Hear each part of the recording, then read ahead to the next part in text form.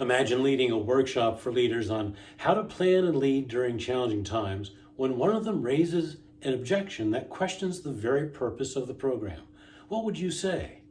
Here's the setting. I'm with 50 managers of a bank, and we're halfway through a full-day workshop for Plan to Be Your Best as You Navigate Change.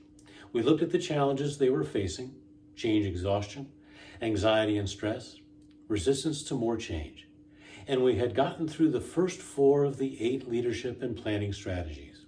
Then one of the managers stopped the workshop with this comment: "This is all well and good, Rick, but I'm too busy to plan." Immediately, all the other managers turned to see who said it, and you could hear a few people laugh, that kind of chuckle that means, "I can't believe you just said that." But it raised an interesting question and exposed something about change and how we react to it, especially when we're under a lot of stress. Here are 7 reasons why planning is so good for you and me. But let's first consider these 2 striking revelations in that comment, "I'm too busy." The word "too" means excessively.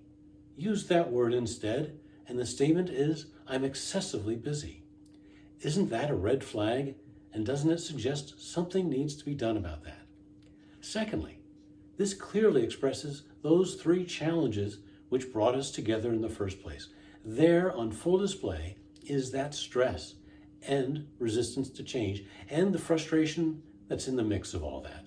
During so-called normal times, the neurological response to any change, good or bad, is the release of hormones like cortisol, the stress hormone. Change is viewed as a threat, and it's not uncommon to see ourselves do and say things which proclaim that I'm not going to make any changes. I'll stick with what's familiar, thank you very much, even if the change is something new and positive. But these are not normal times.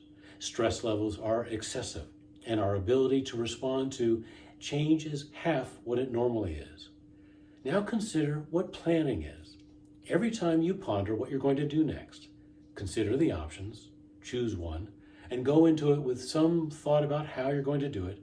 You are planning. In effect, it's something you and I do hundreds of times a day. We are planners. But as we take a look at these 7 benefits to planning, let me invite you to ponder this question. Since you are a planner, what does your current situation require of you and the level of intention and care you bring to your planning? What's in it for you and me? A lot. First, it reduces stress. For more on this, see my video on brainstorming and decision-making.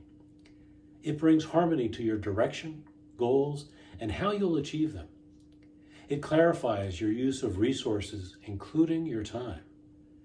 It's a measurement tool so you can see how you're progressing. It defines how others fit in, from your team members to your managers. It's a communications tool, and it speaks volumes about your leadership and even your future in the organization. Planning creates new energy and motivation when you need it most as well. When planning is done with a clear sense of purpose and thoroughness, it transforms lives, teams, and businesses. That's why you hear me say, the people who plan to be their best as they navigate change are going to be the most successful.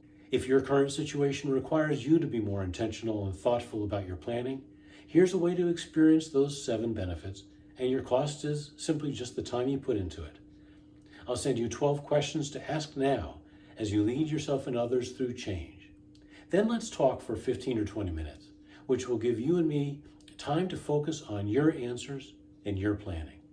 Simply email me or use the form below. It's all complimentary and part of my purpose to equip and inspire leaders, that's you, to be your best as you navigate change.